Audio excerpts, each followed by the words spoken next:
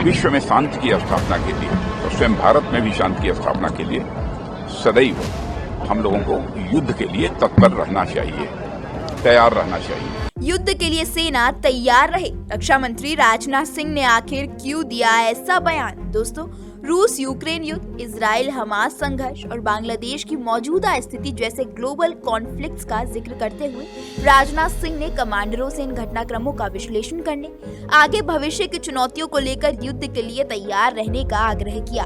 रक्षा मंत्री राजनाथ सिंह ने कहा कि भारत एक शांति प्रिय राष्ट्र है, लेकिन सशस्त्र बलों को शांति बनाए रखने के लिए युद्ध के लिए तैयार रहने की आवश्यकता है।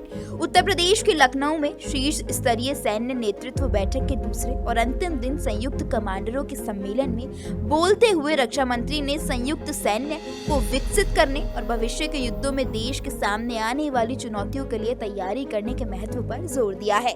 राजनाथ सिंह ने राष्ट्र हितों की रक्षा और आत्मनिर्भर भारत की सोच को आगे बढ़ाने में सशस्त्र बलों के अमूल्य योगदान की सराहना की और तीनों सेनाओं के बीच संयुक्तता और एकीकरण को आगे बढ़ाने के लिए किए जा रहे प्रयासों की सराहना की। उन्होंने उत्तरी सीमा और पड़ोसी देशों में मुद्दों के व्यापक विश्लेषण की आवश्यकता पर भी प्रकाश डाला, जो क्षेत्र में शांति और स्थिरता के लिए चुनौती बन रहे हैं। रक्षा मंत्री राजनाथ सिंह ने साफ तौर पर कहा है कि वैश्विक अस्थिरता के बावजूद भारत शांति के दुर्लभ लाभ का आनंद ले रहा है और शांतिपूर्ण तरीके से विकास कर रहा है। हालांकि चुनौतियों की बढ़ती संख्या के कारण हमें सतर्क रहने की जरूरत है। ये महत्वपूर्ण है कि हम अमृत काल के दौरान अपनी शांति को बरकरार रखें। उन्होंने आगे कहा, हमें अपने वर्तमान पर ध्यान देते हुए वर्तमान में हमारे आसपास हो रही गतिविधियों पर नजर रखते हुए भविष्य की तैयारी करनी चाहिए। इसके लिए हमारे पास एक मजबूत और सुदृढ़ राष्ट्रीय सुरक्षा घटक होना चाहिए। हमारे पास विफलता रहित प्रतिरोध होना चाहिए।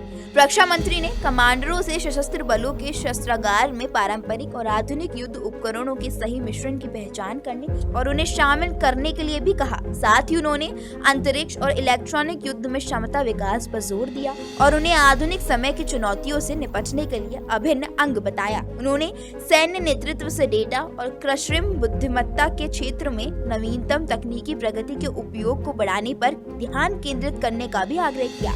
इसके साथ ही उन्होंने कहा कि ये घटक किसी भी संघर्ष या युद्ध में सीधे तौर पर भाग नहीं लेते हैं। इस सम्मेलन में देश के शीर्ष सैन्य नेतृत्व ने हिस्सा लिया और राष्ट्रीय सुरक्षा के संदर्भ में देश के सामने मौजूदा और भविष्य की चुनौतियों पर विचार विमर्श किया। इसमें थिएटराइजेशन, स्वदेशीकरण और रोबोटिक्स तथा एआई सक्षम स्वायत्त हथियार प्रणालियों की भूमिका सहित कई समानकालीन मुद्दों पर भी चर्चा की गई। इस वीडियो में बस इतना ही। आपको ये जानकारी कैसी लगी, अपनी राय हमें कमेंट करके जरूर बताएं। वीडियो पसंद आया हो तो लाइक और शेयर जरूर करें और चैनल को सब्सक्राइब करना बिल्कुल ना भूलें।